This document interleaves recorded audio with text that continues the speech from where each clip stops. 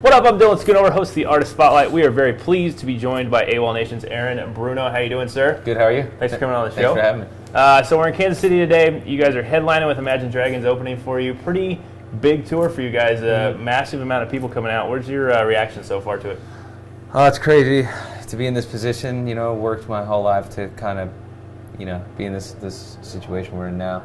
And a lot of these places we're playing, to me at least, very large venues, and most of the shows have been sold out, so it's cool to see the hard work actually pay off, because we played smaller venues, of course, before, maybe go a couple times, and then to play some of these huge rooms has been an absolute blessing. Yeah, and the energy is really good, too. I think the last time you guys were here, you played at the Beaumont, so now you're playing at the Uptown, which is a step up by Kansas City standards. Yes. So that's very cool. Has it changed your definition of success, or what do you define success as now? I try not to define it at all, as long as I'm happy and alive, I think. And I get, to me, success is being able to release music at all, and a huge bonus if you could make a living doing it. At what point was that aha moment came to life for you with, I'm going to make a career out of this?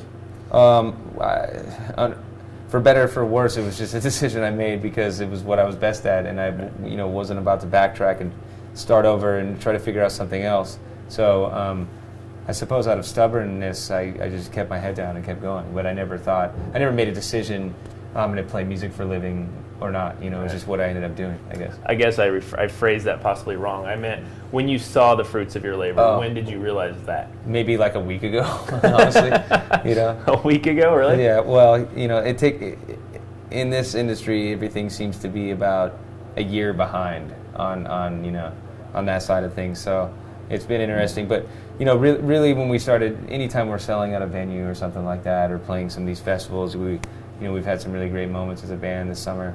I mean, started off sort of with Coachella, we played that, and then getting to do all these different festivals and playing with a lot of my heroes, playing with a lot of bands I love so much, like Radiohead and Refused, and the list goes on, and we're going to be playing a festival with Neil Young at the end of this tour, for example, in Voodoo Fest, and which is a completely different dynamic. Yeah, it's crazy. It's really crazy to start to be around all these different bands that seemed totally untouchable before. And now, in some instances, we're playing either right before them and sometimes after some of these bands that I grew up looking up to.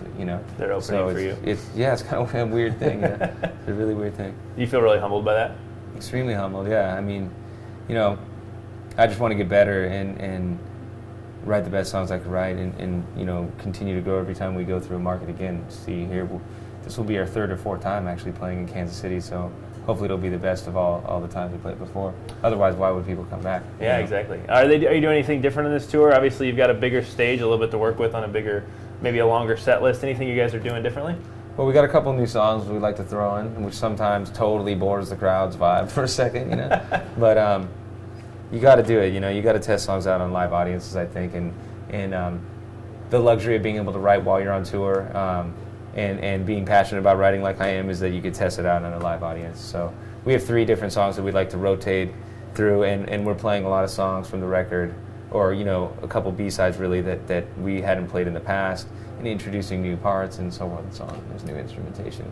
Do you honestly feel they're B-sides, or is that a label saying they're B-sides? No, I mean, I would say they're B-sides, honestly. I'd like to think that I know what the best I have to offer is. Maybe there's some people, of course, who would disagree, and that's what's so great about music or any art, I suppose, is that people could decipher for themselves. You come across very humble, so I thought maybe you're just being humble, and you really thought they were better than that, but you just were saying. No, I mean, and sometimes I'll write a song and I just don't think it's that good, or at the time I do, and it's just sort of a phase. A recording is always a time capsule of what's going on, at that moment. And of course, those songs evolve. So certain songs, every night we play them, they feel like classics to me, and hopefully they'll continue to for everybody else's ears. But sometimes there's songs where I can't wait for the next song to begin, kind of thing. All right. It only happens a couple times, and I won't say which songs those are. No, we got to dig on that. I was getting ready to dig on that. I was going to say, what?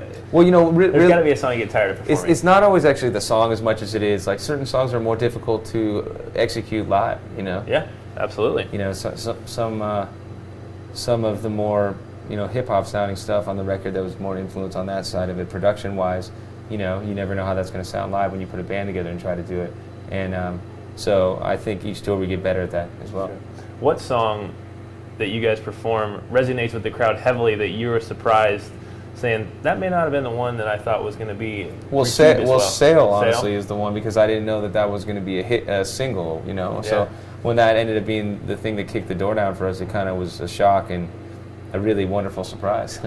Is it cool to see it being used by so many other different forms of media? Yeah, of course. I mean, you know, any chance to get the song into new ears, you know, I always got to take that opportunity. Try to cast the blanket as wide as possible. Yeah. Unless it's something you completely wholeheartedly disagree with, you know. Well, absolutely, and then that's a whole different story. Yeah. But so tonight, the live set, you guys, you changed anything up from the last time we saw you? Like I said, Yeah. What are we going to do differently that somebody who saw you, let's say, 4 months ago?